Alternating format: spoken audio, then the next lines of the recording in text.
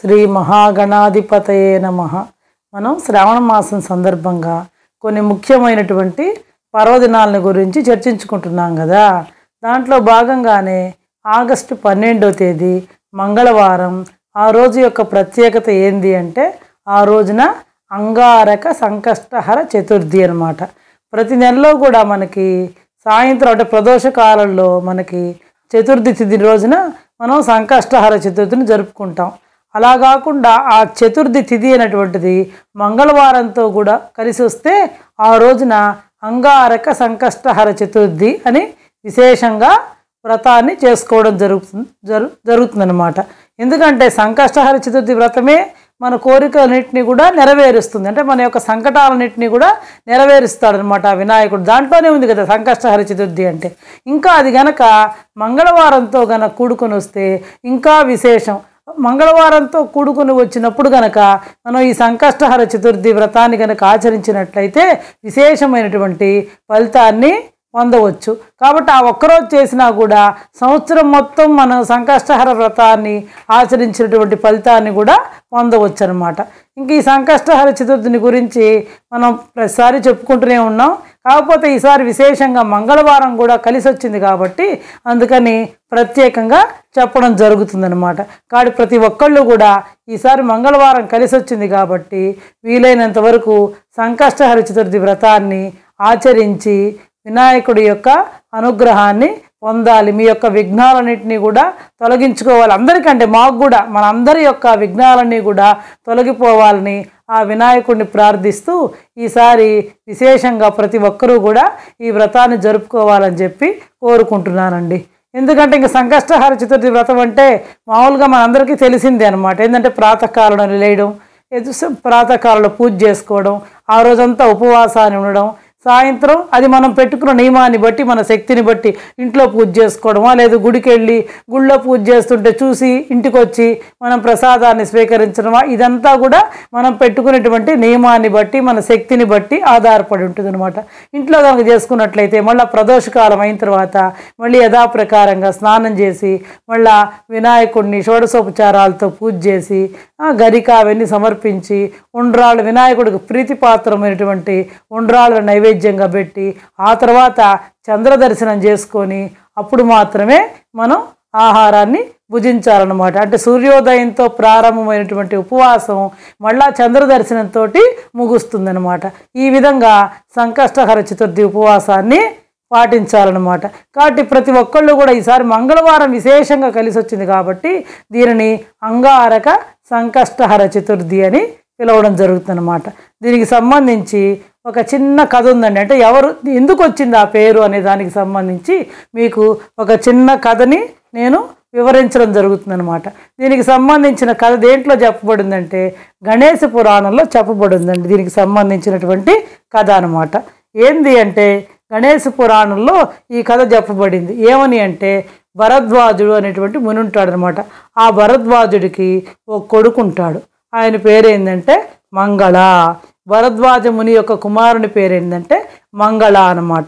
ఆ మంగళ అనేటువంటి కుమారుణ్ణి పృథ్వీ దేవత, పృథ్వీ అంటే ఎవరు? భూమాత. ఆమె ఒక 7 సంవత్సరాలు పెంచుతుందన్నమాట. ఈ భరద్వాజ ముని యొక్క కుమారుడైనటువంటి మంగళని ఆ పిల్లవాడిని ఈ పృథ్వీ భూమాత భూదేవి ఒక 7 సంవత్సరాలు పెంచి తర్వాత ఆ అబ్బాయిని వాళ్ళ తండ్రికి అప్పగిస్తుంది అనమాట. భరద్వాజ మునికి అప్పగిస్తుంది అనమాట.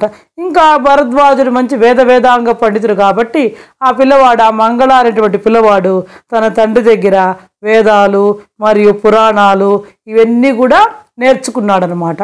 కాకపోతే ఒక్కొక్కళ్ళకి ఒక్కొక్క దాని మీద భక్తి ఉంటుంది కదా. ఈ అబ్బాయికి చిన్నప్పటి నుంచి కూడా ఆ గణేశుని పట్ల విపరీతమైనటువంటి భక్తి తత్పరత ఉండేదన్నమాట. ఎప్పుడూ కూడా ఆయన్ని పూజిస్తూ ఉండేవాడు. ఇప్పుడు చూడండి మనం ఉన్నాము తినే ఆహార పదార్థాలు ఒక్కొక్కళ్ళకి ఒక్కో రకంగా ఇష్టం ఉంటుంది అనమాట. ఒకళ్ళకి ఉల్లగడ్డ ఇష్టం, ఉలవంకాయ ఇష్టం, ఒకళ్ళకి ఇంకోళ్ళు ఇష్టం. అట్లాగే భగవంతుని పూజించే దాంట్లో కూడా ఒక్కొక్కళ్ళది ఒక్కొక్క మార్గం. మనకి నవవిధ భక్తి మార్గాలు కూడా ఉన్నాయి కదా. అదేవిధంగా ఒక్కొక్కళ్ళు ఒక్కొక్క దేవత పట్ల ఉపాసన పట్ల ఆకర్షితులు అవుతారు. అదేవిధంగా ఈ భరద్వాజ ముని కుమారుడైనటువంటి ఈ మంగళ అనే పిల్లవాడు కూడా ఎవరి పట్ల ఎక్కువగా ఆకర్షితులైనాడంటే గణేశుని పట్ల ఎక్కువగా ఆకర్షితులయ్యాడనమాట. కాబట్టి అందువల్ల ఆ గణేశుడి పట్ల అబ్బాయి ఎక్కువ భక్తిని చూపించాడనమాట. మరియు ఇంకా ఆ గణేశుడి యొక్క ఆశీర్వాదాన్ని పొందాలి అని చెప్పి తపస్సును కూడా చేయాలని చెప్పి నిర్ణయించుకున్నాడు. ఎందుకంటే మునికుమారుడు కదా, అతనికి ఆ అబ్బాయికి యొక్క ఆకర్షణ దీక్ష ఎవరి మీద కుదిరిందంటే గణేశుడి మీద కుదిరింది. కాబట్టి ఆ గణేశుని యొక్క అనుగ్రహాన్ని పొందాలి అని చెప్పి తపస్సు చేయాలని చెప్పి నిర్ణయించుకున్నాడు అనమాట.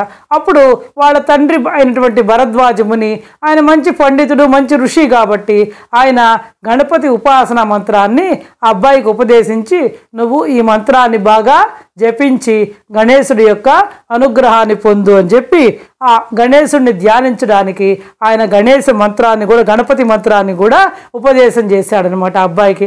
మనం కూడా ఏదైనా సరే పూజ చేసేటప్పుడు మన యొక్క ఏ పూజ చేసినా అండి, ఈ సంకష్టహర చతుర్థి వ్రతం అంటే అది వినాయకుడికి, అయినా కూడా మనం ఫస్ట్ పసుపు వినాయకుడిని కూడా పూజ చేస్తాం. ఇంకా ఏ పూజ చేసినా, ఒక వరలక్ష్మి వ్రతం కాదే, ఇంకా ఏ పూజ చేసినా, సత్యనారాయణ వ్రతం కాదే, ఏది చేసినా మనం ఫస్ట్ మన యొక్క విఘ్నాలన్నీ కూడా తొలగిపోవాలని ఎవరిని పూజిస్తామంటే వినాయకుడిని, గణేశుడిని పూజిస్తాం అనమాట. అప్పుడు ఆయన కూడా ఆ గణపతి మంత్రాన్ని ఈ అబ్బాయికి ఉపదేశించాడు. ఎవరు? భరద్వాజ ముని. ఈ మంగళ అనేటువంటి పిల్లవాడికి వాళ్ళ తండ్రి అయినటువంటి భరద్వాజుడు ఉపదేశించాడు అనమాట. అతను కూడా చాలా సంవత్సరాలు మనఃపూర్వకంగా అంటే హృదయపూర్వకంగా భక్తి ప్రపత్తులతోటి దీక్షతోటి ఆ గణేశుడిని, ఆ వినాయకుడిని ప్రార్థించాడనమాట. మరియు అయితే ప్రార్థించిన తర్వాత ఆ వినాయకుడు ఈ అబ్బాయికి ఎప్పుడు ప్రత్యక్షమయ్యాడు అంటే మామకృష్ణ చతుర్థి అంటే జనవరి నుండి ఫిబ్రవరి మధ్య వరకు 4వ క్షీణచంద్రుడు అంటే అమావాస్య తర్వాత వచ్చేటువంటి 4వ రోజు కదా మనం ఈ సంకష్టహర చతుర్థిని జరుపుకుంటున్నాం. ఆ అబ్బాయికి ఎప్పుడు ప్రత్యక్షమయ్యాడంటే జనవరి మధ్యలో నుంచి, అంటే జనవరి 15 నుంచి ఫిబ్రవరి మధ్యలో ఉండేటువంటి ఆ సంకష్టహర చతుర్థి రోజున ఆ క్షీణచంద్రుడు అయినటువంటి అంటే అమావాస్య పౌర్ణమి పోయిన తర్వాత 4వ రోజున ఈ అబ్బాయికి ఆ గణేశుడు, ఆ వినాయకుడు ప్రత్యక్షమయ్యాడనమాట.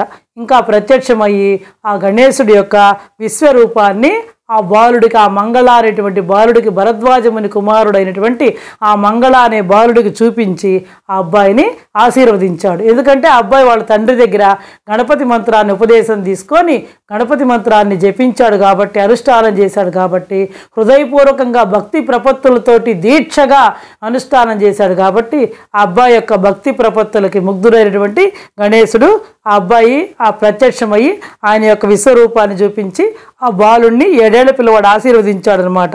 ఇంకా ఆ బాలుడి యొక్క భక్తికి ముగ్ధుడైనటువంటి గణేశుడు నీకు ఏ వరం కావాలన్నా సరే అడగొచ్చు అని చెప్పి ఆ మంగళ అనేటువంటి ఆ బాలుడితో అన్నట్ట. ఎవరు? గణేశుడు అనమాట. ఆ బాలుడు, ఓ ప్రభు స్వర్గంలో, ఇంకా ఆయన ఏమని కోరుకున్నాడంటే, చూడు తన కోసం ఆయన ఏం కోరుకోవాలి పాపము. ఆ బాలుడు ఏమని కోరుకున్నాడంటే, ఓ ప్రభు స్వర్గంలో ఉన్న అన్ని దేవతలలో నాకు అమృతం కావాలని కోరుకుంటున్నాను అని జవాబిచ్చాడు. అందరి దేవతల్లో కూడా నాకు అమృతాన్ని కావాలి అని చెప్పి కోరుకుంటానని జవాబిచ్చాడు. అంతేకాకుండా అబ్బాయి ఏమని కోరుకున్నాడంటే, నా పేరు మంగళ, అబ్బాయి పేరు మంగళ అని చెప్పుకున్నాం కదా, 3 లోకాల్లో కూడా నేను ప్రసిద్ధి చెందాలి. స్వర్గమర్చ పాతాళ లోకాల్లో 3 లోకాల్లో కూడా నేను, త్రిలోకాల్లో కూడా నా పేరు చిరస్థాయిగా ఉండాలి, నేను కీర్తిని పొందాలి, ప్రసిద్ధి చెందాలి. నేను నిన్ను మామకృష్ణ చతుర్థి నాడు అంటే పౌర్ణమి పోయినటువంటి 4వ రోజున, చతుర్థి రోజున చూశాను కాబట్టి ఆ రోజుకి ఒక ప్రత్యేకమైన రోజుగా ఉండాలి ఆ రోజు. ఎందుకంటే అందుకు చతుర్థి పౌర్ణమి తర్వాత 4వ రోజున మీరు నాకు దర్శనం ఇచ్చారు కాబట్టి, అబ్బాయి చెప్తున్నాడు, మంగళ అనే అబ్బాయి ఎవరితోటి? గణేశుడితో చెప్తున్నాడు అనమాట. మీరు నాకు ఆ రోజు దర్శనం ఇచ్చారు కాబట్టి ఆ రోజుకు ఒక ప్రత్యేకత అనేది ఉండాలి. మరియు ఆ రోజున నీ కోసం ఉపవాసం ఉండే భక్తుల యొక్క కోరికలన్నింటినీ కూడా మీరు నెరవేర్చాలి. ఎందుకంటే మీరు ఆ రోజు నాకు దర్శనం ఇచ్చారు కాబట్టి ఎప్పుడైనా సరే ప్రతి నెలలో కూడా పౌర్ణమి పోయిన తర్వాత, అయితే ఆ చతుర్థి తిథి అనేది ఎప్పుడు ఉండాలి అంటే సాయంత్రం 5 నుంచి 8, 9 ఆ మధ్యలో ఖచ్చితంగా ఉండాలన్నమాట చతుర్థి తిథి. ఉదయం తది ఉన్నా పర్వాలేదు, తదితో కూడిన చతుర్థి అయితే ఇంకా విశేషం అనమాట. కాబట్టి ఆ చతుర్థి తిథి ఉన్నప్పుడు ప్రదోషకాలంలో పూజ చేస్తే నువ్వు వాళ్ళ యొక్క కోరికలన్నింటినీ కూడా నెరవేర్చాలి. ఆ రోజుకు ఒక ప్రత్యేకత అనేది నువ్వు నాకు అనుగ్రహించు అని చెప్పి గణేశుడిని కోరుకున్నాడు అనమాట. అప్పుడు గణేశుడు కూడా ఆయన యొక్క కోరికలన్నింటినీ కూడా తీర్చేశాడనమాట. కాబట్టి నా పేరు చిరస్థాయిగా 3 లోకాల్లో ఉండేటట్టు నన్ను అనుగ్రహించు ఆ మంగళ అనే పిల్లవాడు కోరుకున్నాడు. అంతేకాకుండా ఎవరైతే ఈ చతుర్థి రోజున ఉపవాసం ఉండి విశేషంగా నిన్ను ఆరాధిస్తారో వాళ్ళందరి యొక్క విఘ్నాలన్నీ తొలగిపోవాలి, వాళ్ళందరి యొక్క కష్టాలన్నీ కూడా తీరిపోవాలి. ఆ విధంగా నువ్వు అనుగ్రహించు. అంతేకాకుండా నా పేరు కూడా ప్రసిద్ధి చెందాలి, 3 లోకాల్లో కూడా ప్రసిద్ధి చెందాలి. మామూలుగా ప్రతి నెలలో కూడా సంకష్టహర చతుర్థి వస్తుంది, కానీ నా పేరు చిరస్థాయిగా ఉండేటట్టు మంగళవారంతో కూడిన చతుర్థి కనుక వస్తే కాబట్టి దాన్ని అంగారక సంకష్టహర చతుర్థి అని చెప్పి నా పేరు చిరస్థాయిగా ఉండాలి. ఆ రోజున నువ్వు ఇంకా విశేషమైనటువంటి ఫలాన్ని నిన్ను పూజ చేసేటువంటిది వ్రతం చేసేటువంటి భక్తులకి అనుగ్రహించాలి అని చెప్పి కోరుకున్నాడు అనమాట. ఇంకా అప్పటి నుంచి గణేశుడు కూడా ఆ అబ్బాయి అడిగినటువంటి వరాలన్నింటినీ కూడా కోరికలన్నింటినీ కూడా తీర్చాడనమాట. అప్పటి నుండి అతని పేరుతోటి అతని పేరు అంగారక అని ఉంటుందని, మరియు ఆ రోజున ఎందుకంటే ఆ రోజు ప్రత్యక్షమయ్యాడు కాబట్టి అప్పుడు చెప్పాడనమాట వినాయకుడు. అప్పటి నుంచి ఆ రోజుకి ఆ మంగళవారం రోజుకి అంగారక అనే పేరు ఉంటుంది. ఆ రోజున అంగారక చతుర్థిగా కూడా జరుపుకుంటారు అందరూ కూడా అని చెప్పి వినాయకుడు ఆ మంగళ అనేటువంటి పిల్లవాడితోటి సెలవిచ్చాడనమాట. కాబట్టి ఎవరైనా సరే ఈ రోజున ఇంకా వినాయకుడు చెప్పాడు తనను ఈ సంకష్టహర చతుర్థి వ్రతంతో పూజించేటువంటి వాళ్ళ కోరికలన్నింటినీ కూడా నెరవేరుస్తాయి అని చెప్పి గణేశుడు ఆ అబ్బాయితోటి చెప్పడం జరిగిందనమాట. కాబట్టి ఇంకా ఈ వ్రతాన్ని ఎలా ఆచరించాలనేటువంటిది మనకి ప్రతిసారి చెప్పుకుంటూనే ఉన్నాం, అందరికీ కూడా తెలిసిందే అనమాట. ఎందుకంటే ప్రాతకాలంలో లేవడం ఇవన్నీ యథాప్రకారం ఏ వ్రతానికైనా ఆ రోజు మద్య మాంసాలు తినకుండా ఉండాలి, ఇంకా బ్రహ్మచర్యాన్ని పాటించాలి, ఉపవాసం ఉండాలి, ఉల్లి వెల్లుల్లి అలాంటివి తినకూడదు, సాయంత్రం ఉపవాసం అయిన తర్వాత కూడా సాత్విక ఆహారాన్ని తీసుకోవాలి. ఆ రోజు వ్రతాన్ని చేశాం కాబట్టి నేల మీద పడుకోవాలి, బ్రహ్మచర్యాన్ని పాటించాలి. ఇవన్నీ కూడా ప్రతి వ్రతానికి ఉండేటువంటి సామాన్యమైనటువంటి నియమాలు అన్నమాట. ఇవన్నీ కూడా పాటించి భక్తి ప్రపత్తులతో కనుక ఆచరిస్తే మనం కోరిన కోరికలన్నింటినీ కూడా నెరవేరుస్తాడనమాట ఆ వినాయకుడు. ఇంకా ఈ అంగారక సంకష్టహర చతుర్థి వ్రతాన్ని ఆచరించి మరియు గణేశుడిని కనుక మనం ప్రసన్నం చేసుకున్నట్లయితే మనకి ఏం ప్రయోజనాలు లభిస్తాయి అంటే చూడండి, ఇంకా కొందరికి ఈ మంగళ దోషం ఉంటుంది, జన్మజాతకంలో కుజ దోషం ఉంటుంది కొందరికి. అలాంటి వాళ్ళకి వివాహం అనేటువంటిది చాలా లేట్ అవుతుందన్నమాట. ఆ సమస్యలన్నీ కూడా తొలగిపోతాయి, కుజదోషం అనేటువంటిది తొలగిపోతుంది. దానివల్ల పాపం వివాహం కాకుండా బాధపడుతూ ఉంటారు. కాబట్టి ఈ వ్రతాన్ని కనుక మంగళవారం రోజు చతుర్థి వచ్చినటువంటి సమయంలో ఈ అంగారక సంకష్టహర చతుర్థి వ్రతాన్ని ఎవరైతే ఆచరిస్తారో వాళ్ళకి ఆ సమస్య అనేటువంటిది తొలగిపోయి వివాహం జరుగుతుందన్నమాట.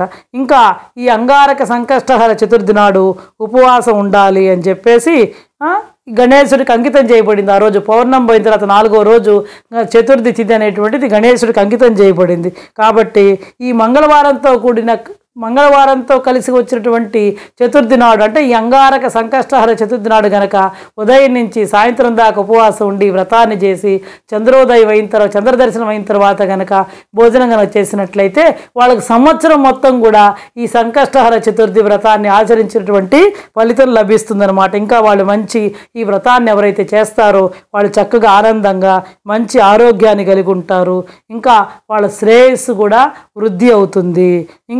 ఇంకా కొందరికి ఏంటంటే అది కుజదోషం. అలా కాకుండా ఒక్కోసారి మన గ్రహాల వల్ల కూడా జన్మజాతకంలో కుజుడు అశుభ స్థానంలో కనుక ఉంటే దానివల్ల కలిగేటువంటి ఆర్థిక కుటుంబ ఆరోగ్య లేదా వివాహ సమస్యలన్నీ కూడా తీరిపోతాయి. ఎప్పుడు అంటే ఈ మంగళవారంతో కూడిన చతుర్థి వస్తుందే ఈ అంగారక సంకష్టహర చతుర్థి వ్రతాన్ని ఆచరిస్తే అనమాట. ఇంకా అన్ని అడ్డంకుల్ని కూడా తొలగించి తెలివితేటల్ని మంచి జ్ఞానాన్ని కూడా ఆ వినాయకుడు మనకి ప్రసాదిస్తాడు. అన్ని కోరికల్ని నెరవేరుస్తాడు. అన్ని ప్రయత్నాల్లో కూడా విజయం లభిస్తుంది. మన యొక్క పాపాలన్నీ కూడా కడిగివేయబడతాయి. ఇది ఈ మంగళవారంతో కూడినటువంటి సంకష్టహర చతుర్థి యొక్క ప్రాధాన్యత. కాబట్టి ప్రతి ఒక్కళ్ళు కూడా ఈసారి విశేషంగా మంగళవారంతో కలిసి వచ్చింది కాబట్టి ప్రతి ఒక్కళ్ళు కూడా ఈ అంగారక సంకష్టహర చతుర్థి వ్రతాన్ని ఆచరించి మీ యొక్క విఘ్నాలన్నింటినీ తొలగించుకొని ప్రతి ఒక్కళ్ళు కూడా ఆ వినాయకుడి యొక్క అనుగ్రహాన్ని పొందాలని చెప్పి కోరుకుంటూ సెలవు తీసుకుంటున్నానండి. అందరికీ ధన్యవాదాలు.